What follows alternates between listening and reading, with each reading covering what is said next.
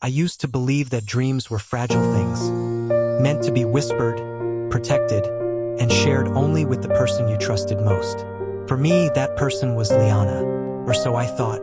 "Tell me again," she smirked, swirling her drink as if my future was something to toy with. "You're going to be a music producer?" "Yes," I said, trying to keep my voice steady. "I know it sounds crazy, but I can feel it in my bones. Music is the only thing that makes sense to me." Liana burst out laughing, loud enough for everyone at the party to hear. Her friends joined in like a chorus of mockery. "Oh my God," she gasped between giggles. "You're serious?" "I am," I insisted. "I've been working on my tracks. I want to build something real." She leaned in close, her perfume sweet and poisonous. "You won't build anything. You're not talented. You're not smart. You're nothing." Her words sliced deeper than any blade. "Liana, why would you say that?" She shrugged. "Because someone needs to tell you the truth. Look at you, no money, no plan, no connections. Dreams don't belong to people like you." My throat tightened. "I thought you believed in me. I believed you were fun to entertain," she said, voice cold. "Not someone with a future." Her friends laughed harder. I stood frozen, my confidence cracking like glass. Then he arrived, Damon. Tall, wealthy, wearing arrogance like cologne. He placed his arm around her waist as if she were a prize he'd already won. "Ready to go?" he asked. "At least he has ambition," Liana told him, flicking her eyes toward me. "Unlike this one." Couldn't breathe. "Liana, is this a joke?" She smirked. "No, this is clarity. You will never make it. You're chasing a fantasy." "But you said." "That was before I realized who you really are," she interrupted. "A nobody trying to sound important." Damon chuckled. "Don't waste time on losers." I felt my heart collapse as she slid her hand into his. She didn't even look back. "Goodbye," she said. "Find a real job. Stop dreaming." Her words echoed in the space she left behind. The room blurred. Conversations became noise. My knees weakened, but I forced myself to stand still. If I moved, I'd shatter. A friend tried to approach me. "Man, don't let her." "Don't," I whispered. "Just don't." I walked home alone. Every step felt heavier, every breath colder. Her voice replayed in my skull. "You will never make it." By the time I reached my room, my dreams tasted like ashes. I lay on my bed, staring at the ceiling, drowning in humiliation. My eyes stayed open, but hope fell asleep. Somewhere inside that darkness, something flickered. Not strength, not yet. Just pain, just fire. A spark waiting for oxygen. I didn't know it then, but that night didn't end me. It ignited me. I woke up the next morning with her words stitched into my skull. My pillow was damp, my heart felt bruised, and my dreams, those once bright, stubborn things, now looked ridiculous. I sat on the edge of my bed, staring at the wall like it might tell me what I had done wrong. My mother knocked softly. "You didn't come for dinner," she said. "Are you okay?" "I'm fine, Elid." She stepped into my room, eyes sharp with worry. "You don't look fine. You've barely eaten. You haven't slept. Talk to me." I shook my head. "It doesn't matter." "It matters to me," she insisted. Clenched my jaw. Liana left. She said I'm a nobody. She laughed at my dream. Everyone laughed. My mother sat beside me, placing her hand over mine. "Life is bigger than one girl." "It doesn't feel bigger," I murmured. "It feels empty." She sighed. "Pain makes everything look small. But pain passes." "Not this," I whispered. "This feels permanent." Her voice softened. "Your dream isn't stupid." "Then why did she make me feel like it is?" My mother hesitated. "Some people reject what they can't understand." I wanted her words to heal me, but instead they echoed hollow. I nodded so she would leave, and when she did, silence swallowed me whole. Days passed. I stopped answering texts. I ignored calls. Every vibration on my phone felt like a reminder of the person I used to be. Naive, hopeful, stupid. I stared at my unfinished music projects and wondered why I ever believed I could be someone. My best friend, Ryan, barged into my room one afternoon. "Bro," he said, eyes scanning my mess. "You look like a ghost. Leave me alone." I muttered. "No," he snapped. "You're drowning in someone else's opinion." I looked up. She said, "I'll never make it." She meant it. He threw his hands up. "So what? People say garbage all the time. You just inhaled hers and called it truth." "It felt like truth," I said quietly. Ryan sat across from me. "You loved her. That's why it hurts. But don't confuse heartbreak with reality." "I can't eat," I confessed. "I don't sleep.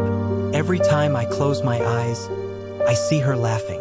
Ryan lowered his voice. "You don't need her validation. I needed her belief," I whispered. "And she didn't just take it away. She crushed it." Ryan sighed. "Then take it back." I shook my head. "How? I don't even believe in myself anymore." He stared at me for a long moment. "Then start by believing this you're allowed to break. Just don't unpack and live there." His words didn't fix me, but they lodged somewhere inside me, like a nail holding a door that kept swinging shut. That night, I sat alone, replaying her voice again and again until it became something worse. A shadow that followed me everywhere. "You will never make it." Those 5 words became both my prison and my oxygen. I didn't know which one would win. Not yet, but I was still standing. Barely. It happened on a night when my chest felt too tight to breathe. I sat on my bed, scrolling aimlessly, trying to numb myself with noise. Then I saw it. Liana and Damon, smiling in some expensive restaurant. Her hand wrapped around his arm, her caption glowing like poison. "Upgrading my life." My heart didn't break this time, it detonated. Ryan's voice echoed in my head. "Don't unpack and live there." I stared at their picture until something inside me snapped. "No more crying," I told myself. "No more dying for someone who didn't care." My voice trembled, but it was real. "I'm done being her punchline." I stood up so fast my chair screeched. The sadness didn't vanish, but it shifted, like a blade turning into fire. My phone buzzed. "Ryan again." "You alive?" he asked. "Doesn't matter," I replied. "I'm done." "Done with what?" "Feeling sorry for myself. If she wants to laugh, fine. I'll give her a reason to choke on it." He paused. "You're serious?" "Yes," I said. "I'm not choosing pain anymore. I'm choosing war." Ryan chuckled softly. "Now that's the version of you I missed." The next day, I signed up for online music production courses. The registration fee nearly emptied my savings, but it felt like I was buying my life back. When the first lecture started, the instructor said, "Music isn't about talent. It's about obsession." I whispered, "Then I'm qualified." Nights blurred. Sleep became optional. Every beat I created felt like a punch against the memory of her laughter. I didn't have answers, only hunger. One evening, while I was struggling with a mix, someone knocked at the studio door. I opened it and saw a guy with headphones around his neck, hoodie half-zipped, eyes sharp like he saw through everything. "You're butchering that bass," he said flatly. "Excuse me," I snapped. He walked in without permission. "I'm Ethan. I rent the room next door. The walls are thin. Your passion's loud. Your technique isn't." "That's rude," I muttered. "Honest," he corrected. "But you have something." "What's something?" He shrugged. "Stubbornness. Pain. The best producers start with both." I stared at him. "And you care because?" "Because you remind me of me," he said. "And because I don't like wasted potential." "Want help or not?" I hesitated. I didn't trust people anymore, not after Liana. But Ethan didn't look like someone who wanted anything from me. "Yes," I said finally. "I want help." He grinned. "Then prepare to bleed for your dream." For the first time since she broke me, my heart didn't feel like a grave. Felt like a battlefield. And I wasn't afraid anymore. The gala shimmered like another universe. Golden lights, velvet carpets, and faces I'd only seen through screens. Ethan nudged me as we stepped inside. "Breathe," he whispered. "You belong here." "I'm trying," I muttered, though my pulse hammered like a trapped beat in my chest. Maya joined us, her smile soft and steady. "Ready for the night?" "As ready as someone who used to eat noodles for dinner can be." She laughed. "Humble looks good on you." I was about to respond when Ethan's expression shifted. Don't freak out." My stomach tightened. "What?" He tilted his head toward the entrance. There she was, Liana, red dress, perfect hair, the kind of entrance meant to demand attention. Except no one looked at her. People walked past like she was scenery. And for the first time, I saw something I never expected. She didn't shine. She strained. Her eyes scanned the room until they landed on me. They widened, disbelief flooding her face. She approached slowly, as if unsure her legs would obey. "You look different," she breathed. I smiled, calm, collected, untouchable. "Time does that." Her gaze darted around me, taking in the cameras, the crowd, Ethan beside me, Maya at my side. "You're actually here. You made it." "I told you I would," I replied. "You were serious?" she whispered, as though shocked that my dreams had survived her. "I always was." She opened her mouth, but Maya stepped closer, her warm presence sliding beside mine like armor. "Is everything all right?" Maya asked, voice steady. Liana blinked, stunned by Maya's ease. We were talking." "No," I corrected. "You were speaking. I wasn't interested." Liana swallowed hard. "I never thought that I could do this?" Finished. "I know." Her eyes glistened. "You've changed. Pain does that too." Maya slipped her hand around my arm. Not possessive, protective. Liana stared at it like she was witnessing a reality she once believed impossible. "So this is your new life?" she asked quietly. "No," I said. "This is my real one." Her lips trembled. "Damon said you'd fail." "He said." "I don't care what Damon said." I cut in. I stopped living in other people's sentences. The lights dimmed. The host announced my name. Applause erupted. Liana flinched. Maya smiled. "Your moment." I turned to Liana one last time. "Funny, isn't it? The world heard the dream you mocked." Her breath hitched. "I didn't think it would end like this." "It didn't end," I said softly. "You just stopped being part of it." I walked toward the stage, not needing to look back. The applause lifted me. Her silence buried her. And for the first time, I realized I wasn't the broken one anymore. I didn't expect to hear from her again, but regret has a way of crawling back when applause isn't yours anymore. The first message came a week after the gala. "Liana, hey, can we talk?" I stared at the screen, unmoved. I didn't reply. The next day, another one followed. "Liana, I always believed in you. I just didn't know how to say it." I snorted. She didn't know how to say it? She had no trouble saying I was nothing. Ethan overheard me. "She's panicking," he muttered. "Your success threatens her version of reality." I shrugged. "Her reality isn't my responsibility." Maya raised a brow. "Are you going to answer?" "No," I said. "Some doors don't deserve hinges." But Liana wasn't finished. By the end of the week, she called. I let it ring twice before answering, not out of curiosity but closure. Her voice shook. "Why are you ignoring me?" "Because we don't have anything to talk about." "That's not fair," she protested. "Fair?" I laughed. "You mocked my dream.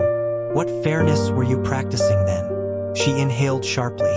"I didn't mean it. I was scared, okay? Damon kept telling me you wouldn't go anywhere."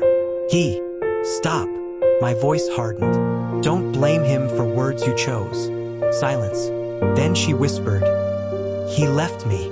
I didn't react. "And that concerns me how?" "He said I wasn't enough. That I didn't deserve him." Her voice cracked. "He found someone richer." I leaned back. "So, the man you left me for left you for someone else." "That's not the point." "It's exactly the point." Her breath trembled. I thought, maybe we could try again. My heart didn't race. It didn't sting. It didn't even twitch. Why? I asked. Because I succeeded? No, she insisted. Then softer. Because I made a mistake. You didn't make a mistake, I said calmly. You made a choice, and choices come with consequences. She whimpered. I was stupid. Yes, I agreed. But not because you left me. You were stupid because you believed I was already finished. A sob escaped her. I miss you. I closed my eyes, remembering the boy who begged for her validation. He didn't exist anymore. I didn't succeed because of you, I said quietly. She sniffled. I know. I succeeded in spite of you. The line went dead silent. Her breath broke into tiny gasps. I lost you, she whispered. No, incorrecta. You didn't lose me. You let me go, and I learned to fly. I hung up, no anger, no satisfaction, just truth. Ethan walked in, eyebrow raised. You okay? I am, I said, surprised by how true it felt. Liana had finally learned what I already knew.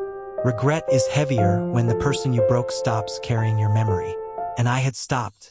The studio lights hummed softly above me as I finished the final line of the song. My voice trembled, not from fear, but from the weight of truth finally given shape.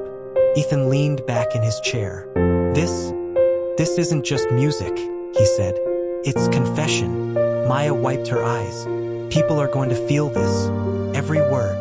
I nodded, staring at the waveform on the screen. I didn't write it for people to feel. I wrote it because I had to breathe. She placed her hand on my shoulder. Sometimes breathing becomes healing for others. The track played again, and my own voice filled the room. He said I was nothing. She said I won't rise. Now my name is the echo they hear in the skies. A boy they abandoned, a dream they despised, became the storm they never realized. Maya exhaled, goosebumps lining her arms. It's raw, beautiful, brutal. It's honest, I replied. That's all it ever needed to be. Ethan grinned. You ready to release it? My chest tightened. Ready? No, but I'm done hiding. The song dropped at midnight. By sunrise, my phone nearly combusted. Notifications piled faster than I could scroll. Music blogs tagged me. Influencers cried to the lyrics. Fans dissected every line. They all knew. They didn't know her name, but they knew her role. By noon, the song wasn't just trending. It was everywhere. Maya burst into my space, breathless. You're #1 in 5 countries. I blinked. Already? This isn't a song. She laughed, tears shining. It's a reckoning. Ethan shook his head in disbelief. You just turned pain into a national anthem. I sat down, overwhelmed. I thought revenge would taste sweeter. Maya knelt in front of me. This isn't revenge. This is evolution. Before I could respond, my phone rang. Liana. Her name looked pathetic on my screen. Small, fragile, irrelevant. Don't, Maya whispered. You don't owe her sound. I stared at the call. My thumb hovered. Then I said, silence is louder. I declined. A message appeared instantly. Liana, why would you tell the world? Why would you humiliate me? Please talk to me. I typed one sentence and sent it without hesitation. I didn't mention you. Guilt is your own voice, not mine. Maya read it, stunned. That's colder than a slap. No, I said. It's closure. That evening, I stepped onto a stage bigger than any dream I once whispered about. The crowd roared my name. My name, the one she tried to bury under laughter. Maya stood beside me, her fingers intertwining with mine. She didn't cling. She anchored. I looked at thousands of faces illuminated by my music, and for the first time, applause didn't feel like validation. Felt like truth.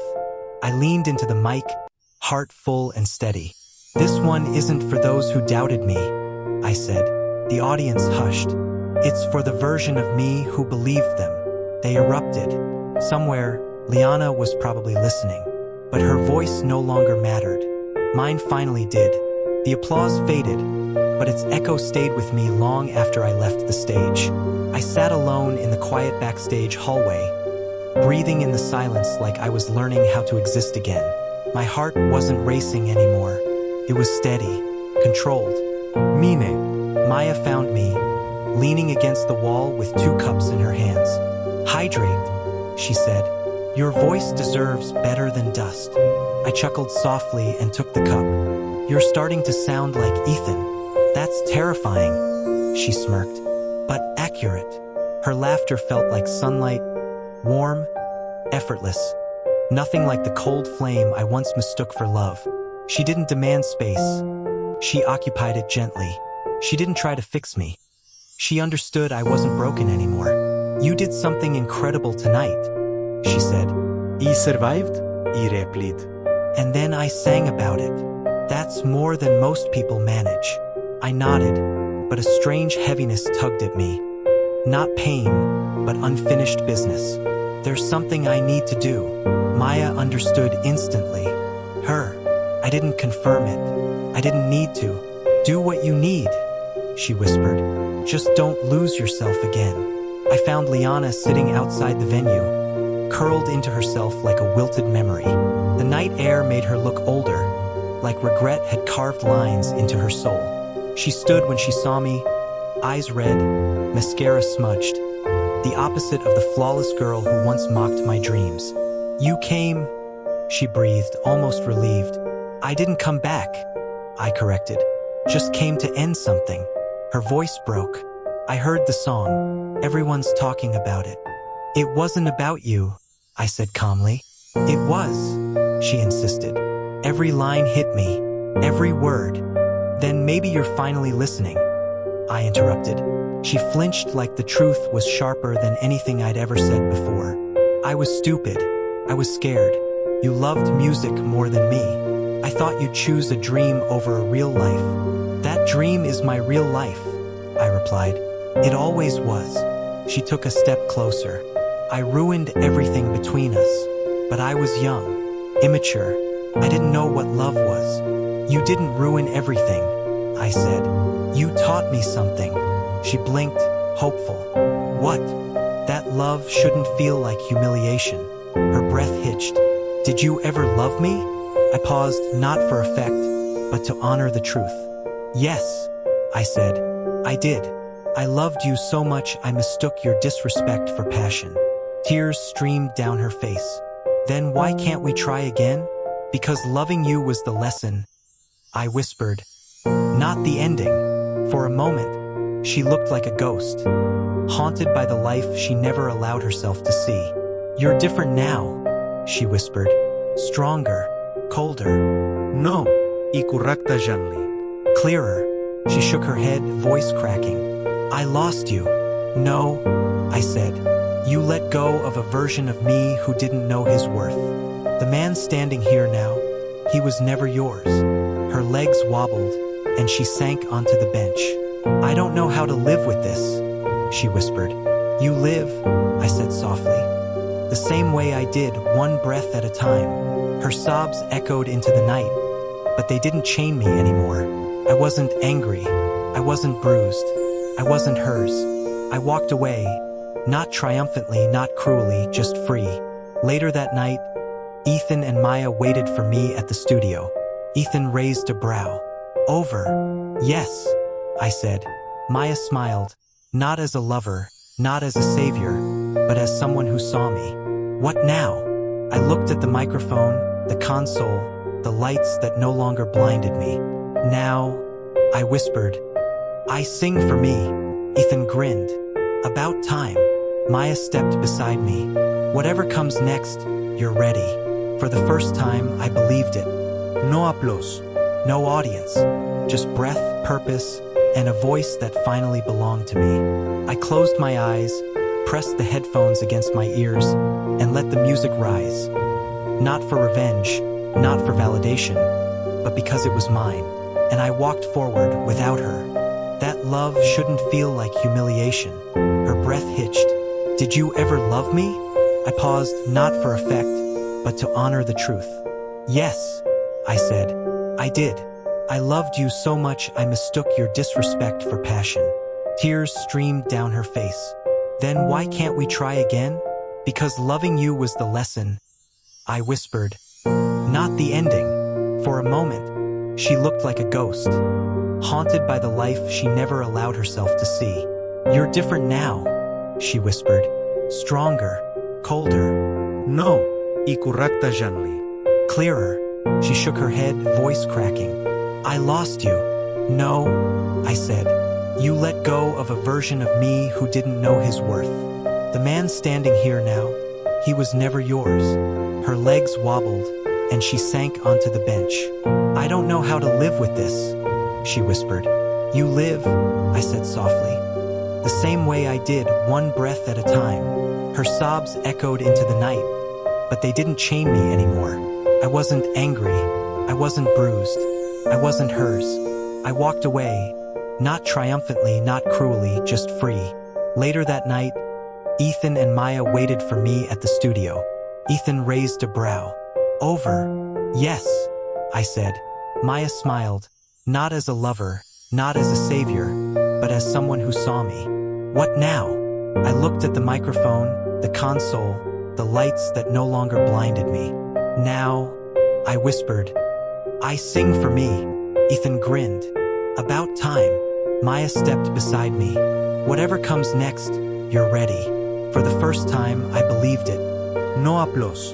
No audience. Just breath, purpose, and a voice that finally belonged to me. I closed my eyes, pressed the headphones against my ears, and let the music rise. Not for revenge, not for validation, but because it was mine. And I walked forward without her.